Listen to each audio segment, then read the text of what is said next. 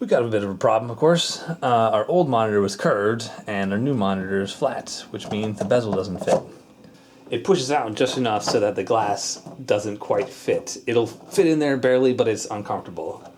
So, get that out of there. The difficulty is that they don't make this monitor anymore, and so the bezel is a little bit hard to come by, and the ones that I've seen that are similar, they want like $50 plus shipping, which is pretty expensive for some crappy piece of plastic. So the normal bezel sits in there and rests right on top of these supports here, and then it's a 3D molded piece that bridges the gap between the cabinet and the monitor. Making a 3D thing is going to be pretty tricky.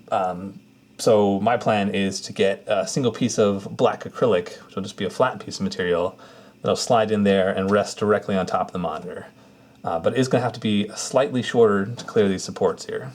Okay, so I've measured everything very carefully. This is me measuring stuff, by the way. And it's 25 inches across, exactly. And then these little supports are 3/16 deep. So 24 and 5/8 would fit in there exactly. But we want as little gap as possible.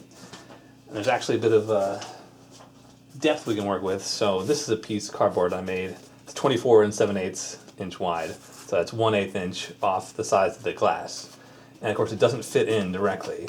But if we are clever and we angle it in, it just barely fits. And then we end up with a piece that has only a 1/8 inch gap on either side, no, 1/16 gap on either side. Yeah, which we can easily fill in with a tiny bit of weather stripping or something like that. Now vertically we have two problems. We have this ugly, like, unpainted gap, and we also have these 1/4 inch supports at both the top and bottom that we have to clear, and we can't do the angle trick in 2 dimensions at once, so we're just going to have to make it a 1/2 inch short. So that means vertically our piece here is gonna have a 1/2 inch gap like that. So I think we can solve both those problems at once. What we do is we make another piece that will slide in here. So we put in our main piece, and we push it up, and we slide another piece in like this that'll support it and cover this gap. Okay, so once again, this is logic. This would be a piece that covers the whole monitor except for a hole cut out. It doesn't quite fit. We angle it in. Then we have another piece which exactly fits, 24 and 5/8 across. Remember, 25 inches across, 3/16 support on either side, 24 and 5/8 to fill that gap. Then we just slide our main piece up, put this under, and then everything's closed up and sealed reasonably well, and we'll be able to adjust it a little bit, adjust the angle with rubber feet or something to get it to match up exactly. So I've measured everything very carefully many times, written everything down, and now we're going to transfer it onto the computer. Okay, I'm just using an eMachine Shop, which is this freebie AutoCAD software. eMachine Shop is this website where you make a part using their AutoCAD software, and then you send it to them, and they'll send you the part back. And I'm looking at them for making some stuff for the control panel, but for this piece, the pricing doesn't make sense to ship it, and also it could get broken easily. So I'm gonna just export an AutoCAD file and get this made locally. There's a place in Portland that will do laser cut plastic for you, and they have an outlet here, so I can email this up to Portland, get it made, have it shipped back on a truck, and I don't have to pay any to their local outlet, and I don't have to pay any shipping. So that's what we're gonna do. And here's the part. I revised the dimensions several times. At first, I was gonna do the cutting myself, but since we're gonna do laser cutting, it should be completely accurate. So I've tightened up the tolerances a little bit. Hopefully it will fit. It would be bad if I got it and it didn't fit, but if it doesn't fit, we can still trim it ourselves. So I sent this off to get a quote. Should get the quote back Monday, and then a week or two later, I should get the part back. Okay, we got our parts in. We've got our frame piece here and the piece that goes underneath. These are 1/4 inch black acrylic, but right now they've got a paper masking on them to protect them from the laser cutting and until we get them installed. If we look at the edge, we can see that it's got a very nice, smooth, polished edge from the laser cutting. So that should look really nice. So we're going to fit them into the cabinet. Fits right in there. And then just lifts up, this goes underneath.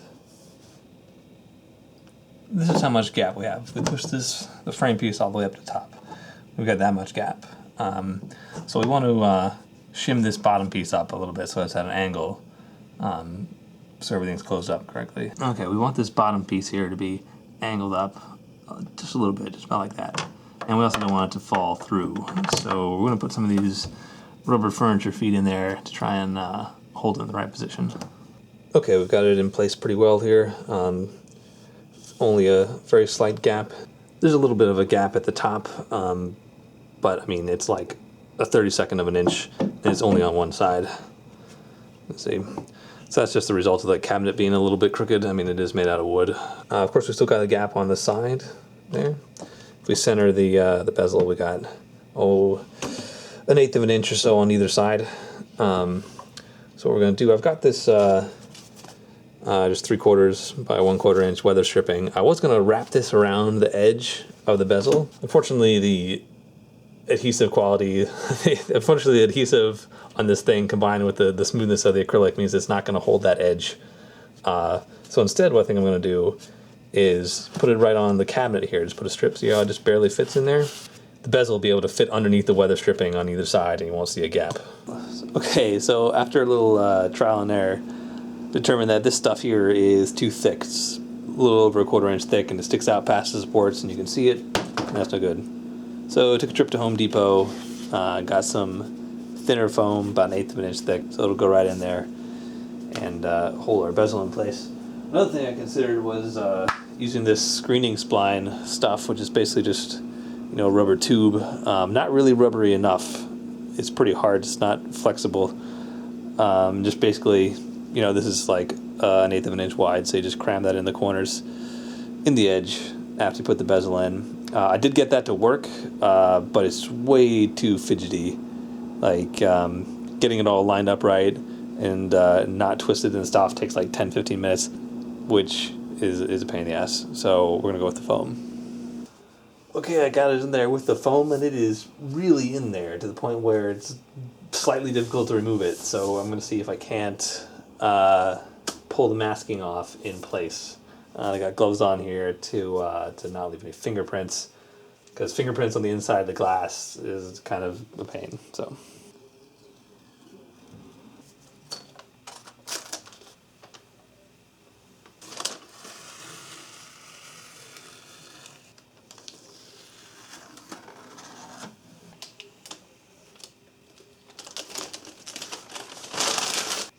That, I think, makes the rest of the cabinet look bad.